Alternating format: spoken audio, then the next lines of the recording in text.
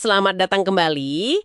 Oke, kali ini kita mau coba bedah lebih dalam nih dari materi yang Anda bagikan. Terutama bab awalnya ya, pertanyaan dasarnya. Apa sih sebenarnya informasi itu? Kita kan sering mikirnya ya informasi itu fakta, kebenaran, gitu aja. Iya, betul. Itu pandangan umum banget. Sumber ini malah nyebutnya pandangan naif loh. Anggapan kalau, makin banyak info ya otomatis makin dekat sama kebenaran. Terus ujung-ujungnya jadi kuat, jadi bijaksana. Tapi ya itu, materi ini justru nantang ide itu. Wah, oke, menarik nih.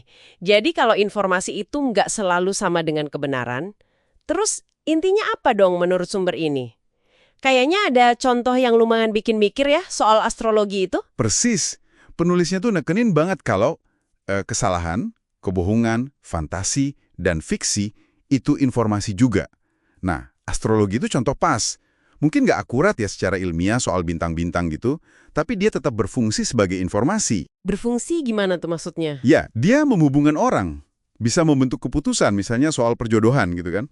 Artinya, informasi itu nggak punya hubungan yang wajib gitu sama kebenaran objektif. Nggak harus selalu benar. Oke. Kalau gitu, gimana dong cara sumber ini mendefinisikan informasi?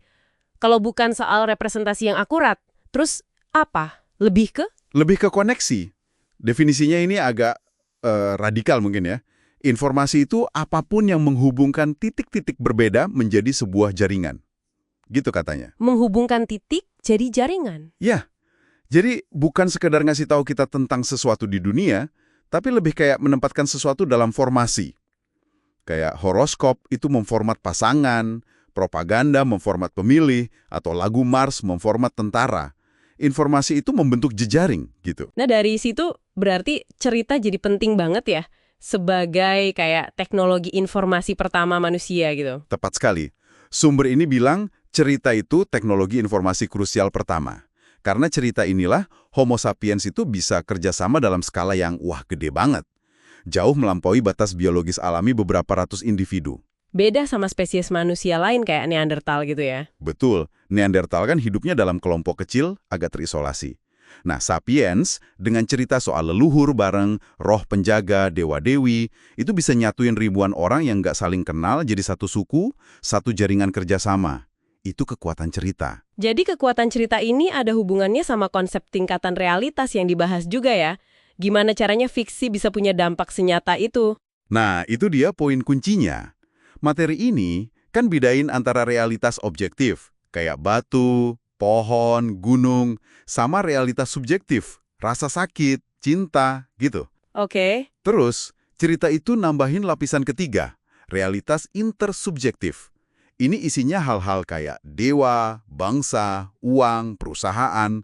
Mereka ini nyata bukan karena terbuat dari atom ya, tapi karena kita, rame-rame, percaya sama cerita tentang mereka. Oh, jadi karena keyakinan kolektif kita. Iya, keyakinan kolektif itulah yang ngasih entitas-entitas fiksi ini kekuatan yang dahsyat banget buat ngubah dunia objektif. Uang kan cuma kertas atau angka digital, tapi bisa beli rumah. Negara itu kan konsep, tapi bisa bikin perang. Itu semua karena cerita yang kita percaya bareng-bareng. Berarti ada semacam peran ganda ya? Atau mungkin malah tegangan gitu dalam informasi, terutama yang bentuknya cerita atau fiksi nih. Memang begitu. Penulisnya bilang setiap jaringan informasi manusia, kalau mau awet, mau bertahan lama, itu harus bisa menyeimbangkan dua tugas penting, yang kadang-kadang malah bertentangan. Dua tugas apa tuh? Di satu sisi, jaringan itu harus cukup akurat lah dalam memahami realitas objektif, biar bisa bertahan hidup gitu, kayak dalam sains, kedokteran, teknik. Harus benar kan? Iya, harus akurat. Tapi di sisi lain, jaringan itu juga harus bisa menciptakan dan menjaga tatanan sosial.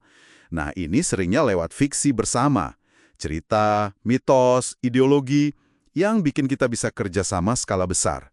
Nah, menyeimbangkan pencarian kebenaran sama penciptaan tatanan ini, itu dilema abadi katanya. Luar biasa ya. Jadi kalau kita ngerti informasi itu bukan cuma soal benar atau salah, tapi lebih sebagai alat fundamental buat bikin koneksi, bikin jejaring, bahkan bikin realitas kita bersama. Ini ngasih cara pandang baru banget ya buat lihat sejarah sama masyarakat kita. Bukan cuma soal data, tapi pembentuk struktur sosialnya itu sendiri. Iya, betul. Jadi, sebagai penutup nih, mungkin ada satu pemikiran dari materi ini yang bisa Anda renungkan lebih lanjut. Gini, kalau selama ini cerita dan fiksi buatan manusia itu udah jadi tulang punggung peradaban kita ya kan, yang bikin kita bisa ngelakuin hal-hal yang mustahil buat spesies lain. Terus? Nah, apa implikasinya nanti kalau ada entitas non-manusia, misalnya AI, kecerdasan buatan gitu, mulai bisa juga bikin narasi, bikin mitos, bikin koneksi versi mereka sendiri di jaringan informasi global kita? Kira-kira formasi baru yang mereka bikin ini bakal ngebentuk realitas kita kayak gimana ya di masa depan? Itu pertanyaan besar sih.